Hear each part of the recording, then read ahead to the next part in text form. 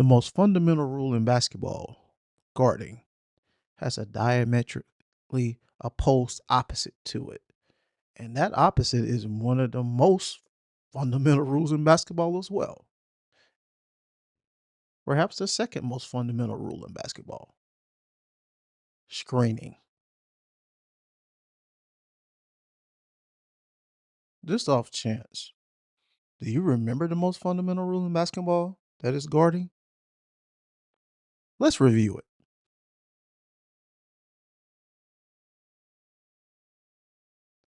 And the word says that guarding comes from the NFHSA rulebook from 423, the NCAA men's rulebook 4.17,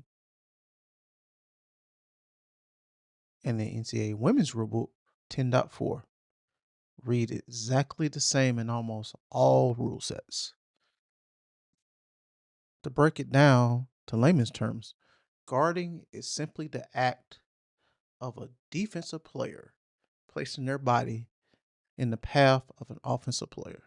And remember, there's no minimal distance required for someone to guard an opponent. Every player on the playing court inbounds is entitled to his spot as long as that player gets there first without illegally contacting the opponent. Any arm, shoulder, hip, or leg into the path of the opponent is not considered to have a legal position by that player if contact occurs. And remember, guarding has conditions in order to become legal initially. The guard shall have both feet touching the playing court in bounds, and the front of the guard's torso shall be facing the opponent. And that, ladies and gentlemen, is how you attain legal guarding position.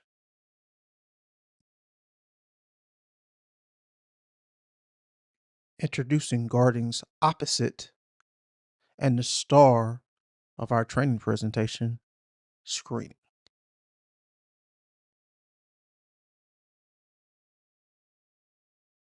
In NFHS rulebook, screening is found Rule 4-40.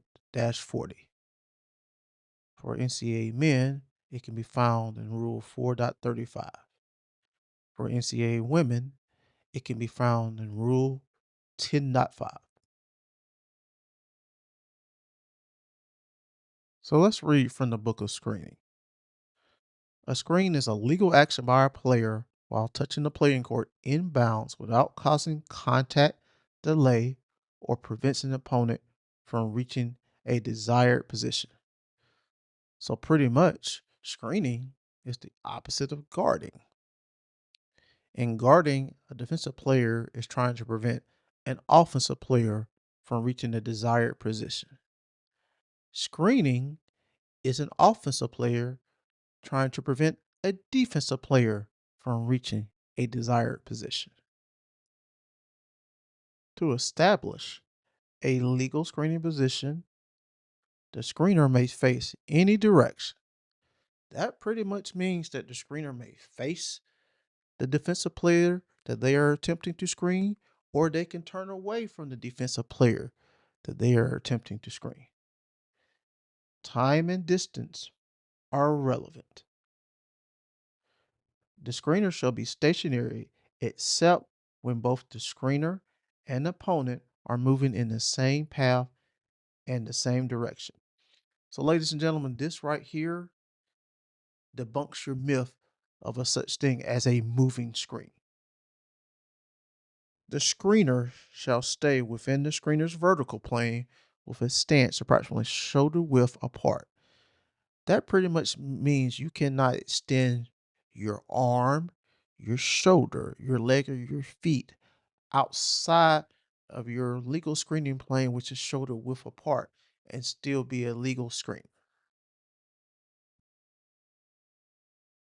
Articles 3, 4, and 5 give us the different categories of defensive players that can be screened. When screening a stationary opponent from the front or side within the visual field, the screener may be anywhere short of contact. Though you see off-ball screens where screeners are screening stationary opponents from the front or side, This usually is going to happen on ball screens involving the ball handler dribbler. When screening a stationary opponent from behind, outside of the opponent's visual field, the screener shall allow the opponent one normal step backward without contact. This sometimes will occur on ball screens, but you will see this a lot more on off ball screens. When screening a moving opponent, the screener shall allow the opponent time and distance to avoid contact by stopping or changing direction. The speed of the player to be screened will determine where the screener may take a stationary position. Positions will vary and may be 1 to 2 normal steps or strides from the opponent. This category of screening with regard to moving opponents are are common on off-ball screens almost exclusively, though sometimes you will see when our ball handler dribbler is moving or driving that screening the primary defender falls into this category when the primary defender is moving.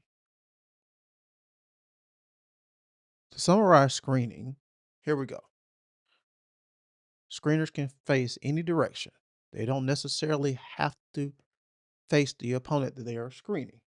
Time and distance are relevant factors when screening, and our screener must be stationary except when both the screener and opponent are moving in the same direction.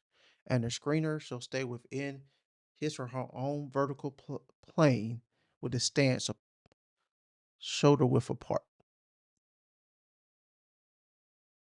Remember, there are three types of opponents that can be screened: a stationary opponent from front or side within their visual field, meaning the opponent can see the potential screener.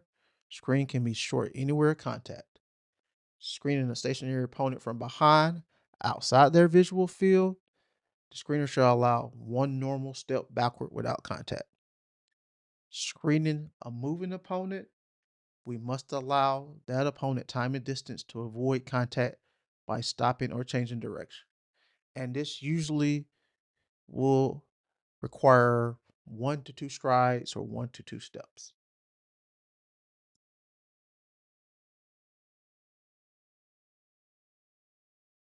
For our YouTube subscribers, we have several plays in our playlist in which we analyze each play and the different types of screens occurring in each play and apply the screening rule to the legal screens or illegal screens that are taking place within each of these plays.